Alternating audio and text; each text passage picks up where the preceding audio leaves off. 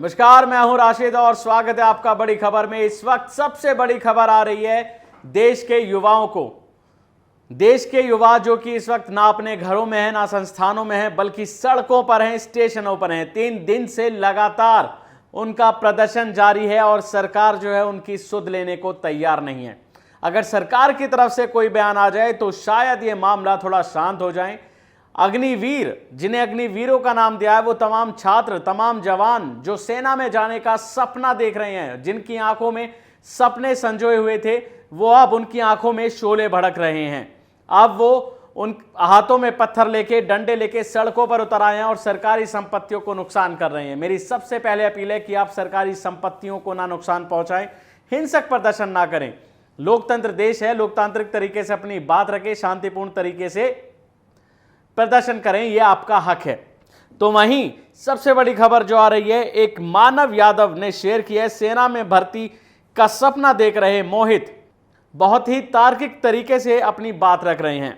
Media से जब वो बात करते हैं तो कहते हैं कि सेना में जाना सपना है और सपना 4 सालों का नहीं होता साहब, सपना जिंदगी भर का होता है। उस सपने के लिए जी जान लगाई जाती है, संघर्ष होता है, लेकिन ये सपना मात्र सरकार 4 साल का कर रही है। तो वहीं दूसरे सवाल के जवाब में वो कहते हैं कि 4 साल बाद दूसरी नौकरी ही करनी है तो फिर सीधा वह नौकरी क्यों ना कर लें। सरकार ये योजना क्यों ला रही है जब 4 साल बाद बेरोजगार ही होना है। जब हमें 4 साल बाद अपने लिए नौकरी ही खोजनी है तो मैं पहले ही क्यों ना जाके खोज लूं, हो सके उसमें मैं और बेहतर कर सकूं। जो ट्रेनिंग 1.5 साल में पूरी होती है उसे सेना 6 महीने में पूरी कैसे कराएगी। सोचने वाली बात है। अगर ये युवाओं के साथ, उनके भविष्य के साथ खिलवाड़ नहीं तो फिर और क्या है।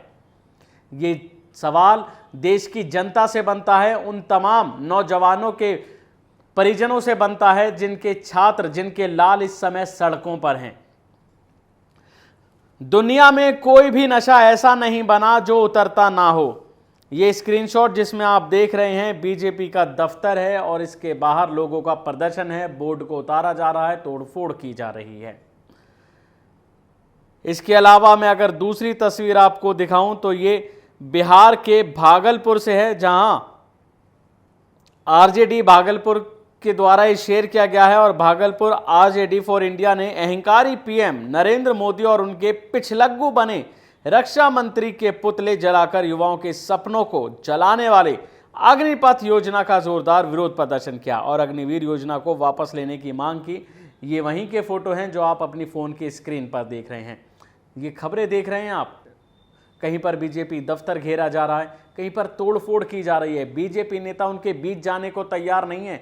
कहाँ है वो बीजेपी नेता जो वोट मांगने के लिए जाते थे? अब वो वोट मांगने के लिए क्यों नहीं जा रहे हैं?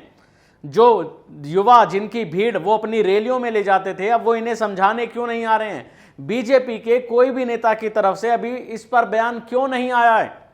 सोचने वाली बात है साहब। जो सरकार योजना ला रही है, उन्हीं सरकार के मंत्री, नेता, एमपी, एमएलए कोई भी बयान देकर इस मामले को शांत नहीं करा रहा। कोई भी बयान देकर भड़के युवाओं को शांत नहीं करा रहा। कोई भी उनके मामले को क्लियर नहीं कर रहा। बड़ी हैरानी की बात है, ताज्जुब की बात है। मीडिया इसे मास्टर स्ट्रोक बताती है। मीडिया तो पहले वाले आंदोलनों को भी मास्टर स्ट्रोक बताती, जो भी सरकार की नीति होती है उसे मास्टर स्ट्रोक ही बताती है। भले ही जनता का उसमें कितना भी नुकसान हो रहा हो, कितने भी लोगों की जान जा रही हो, लेकिन मीडिया के लिए वो मास्टर स्ट्रोक ही होता है।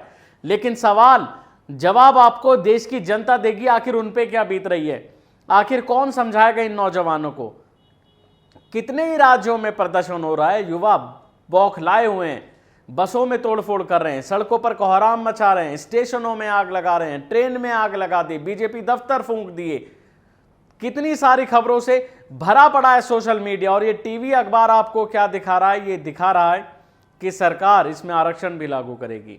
सरकार की ये योजना मास्टर स्ट्रोक है। वो पता है क्यों दिखा रहा है? अगर वो इसकी कमियां दिखाएगा तो वो अपने कामों से भटक जाएगा। उसे काम मिला है सरकार की तारीफ करने का, उसे काम मिला है सरकार के गुणगान करने का, बल्कि बखियां उधेड़ने का नहीं।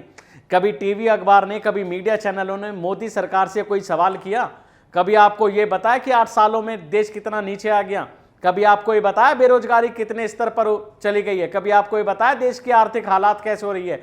कभी आपको ये बताया कि किसानों ने, कितने किसानों ने जान दे दी है? कभी मीडिया ने ये सवाल किया कि आप जो भी रणनीति ला रहे हैं उससे देश का भला कम और नुकसान ज्यादा हो रहा हो। मीडिया ने जीएसटी को मास्टर स्ट्रोक बताया, 2000 रुपए की नोट पे सवाल करने के बजाय उसका गुणगान किया कि ये चिपसेट है, काला धन वापस आ जाएगा, लोग हजारों करोड़ रुपया छुपा नहीं सकेंगे, जिनके पास मोटा कैश होगा वो 100 फीट के नीचे भी अगर नोट गाड़ोगे तो सिग्नल आ जाएगा, पता लग जाएगा। याद कीजिए वो इन मीडिया चैनल, मीडिया एंकरों के वीडियोस देखो साहब और अपना नजरिया बदलो।